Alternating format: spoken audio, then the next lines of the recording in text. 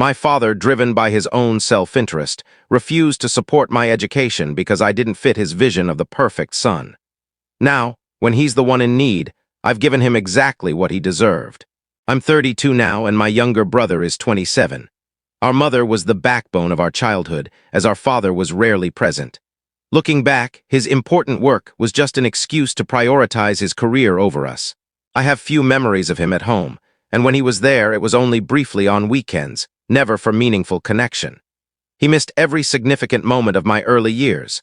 My first baseball game, school awards, even the hospital visit when I broke my arm. Mom was the one who handled everything. But when my brother came along, it was like a light switched on for Dad. Suddenly, he was the model father, attending every school event, game, and even small things like scout meetings.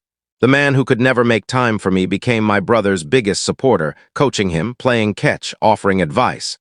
I don't resent my brother for it. He didn't choose to be the favorite, but it stung deeply. I spent years craving my father's attention, while my brother received it effortlessly. Dad treated me like a stranger, but with my brother, he was alive, like he saw himself in him. Mom noticed it too and worked hard to balance things out. She made sure I felt valued, sharing quiet moments with me, reading, cooking, solving puzzles. Those moments were everything. She'd tell me, "You don't need to be like your father to be extraordinary." Her words kept me going. Dad, though, was always disappointed that I wasn't into manly things like sports. I tried to share parts of myself with him, hoping we'd find common ground, but he looked at me like I was a puzzle he couldn't solve. Eventually, I stopped trying. If he wanted a relationship, he'd have to make the effort. He never did. My brother, on the other hand, was everything Dad wanted. Athletic, tough, stubborn in the way Dad respected. They'd spend hours fishing, camping, or tossing a ball around. Meanwhile, I'd be inside, buried in books or tinkering with computers. Dad would see me reading or coding and give me that look, a mix of disapproval and dismissal. I could feel him thinking, "Why can't my other son be like this one?" He never said it, but his actions screamed it. I was Mom's kid. My brother was his. Mom was my rock, always asking about my interests, listening as I rambled about tech or books. She'd tell me she was proud, and that was enough. She filled the gap Dad left, making sure I knew I didn't need to change to be worthy. But everything shattered when she died. I was 13, and the one person who truly saw me was gone. After that, life got darker. Dad leaned even harder into my brother, and I faded further into the background. I tried to connect with him, to find some common ground in our grief, but every effort felt like a reminder of what he didn't like about me. Growing up in that environment wasn't just hard, it was lonely. Watching Dad and my brother become this tight unit made me feel like an outsider in my own family. People say favoritism is normal, but unless you're the kid who's clearly not the favorite, you can't grasp how much it hurts. I just wanted to feel like I mattered to him. My brother was too young to see it, and even now I doubt he fully understands. Losing Mom was like losing the foundation of my world. I was a teenager, still figuring myself out, and my biggest supporter was gone. The house felt empty, even with Dad and my brother there. You'd think a loss like that would pull a family together, but it didn't. They carried on like nothing had changed while I was drowning in grief. Dad poured all his energy into my brother, and I became invisible.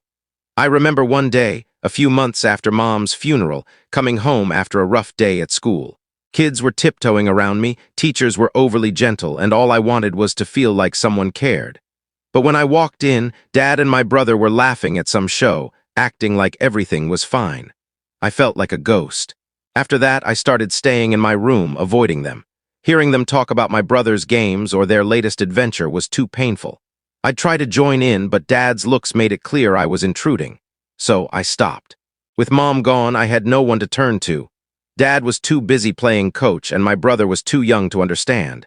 So I threw myself into technology. Coding started as an escape, a way to keep my mind occupied. But the more I learned, the more I realized I was good at it. I'd spend hours building things, chasing that small rush of achievement.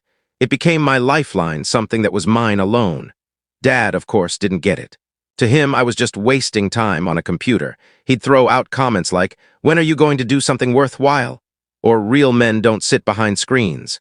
I'd shrug and keep going. There was no point explaining. If he didn't understand, it wasn't worth his time. One moment sticks with me. I'd spent weeks on a small program, nothing groundbreaking but impressive for my age. I was proud and, against my better judgment, showed it to Dad, explaining how it worked.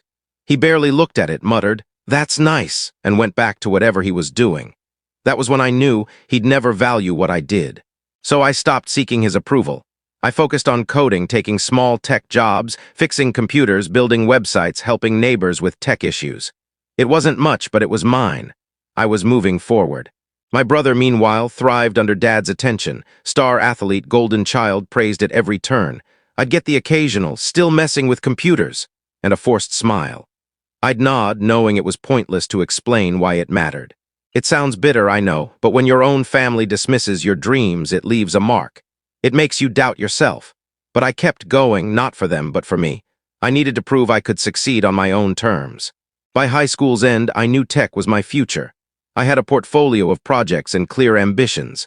College was the next step, and I aimed high, applying to top computer science programs. I even scored a summer internship at a local startup before college started. Things were falling into place.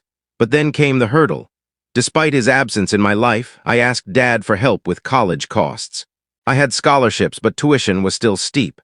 I laid out my achievements, internship, portfolio, plans, but he barely listened. He called my goals risky, questioned job prospects, and dismissed everything I'd worked for. Yet he never hesitated to fund my brother's sports camps or equipment. When I pointed out my scholarships and internship, he brushed it off, saying, "Your brother needs support right now. You'll manage." It wasn't just the money, it was that he still didn't see my worth, so I left. I moved in with my aunt, Mom's sister. She didn't have much, but she gave me a place to stay and, more importantly, listened. I poured out my story and she didn't hesitate to help. She scraped together money, rallied her friends, and somehow made college possible. It wasn't everything, but it was enough.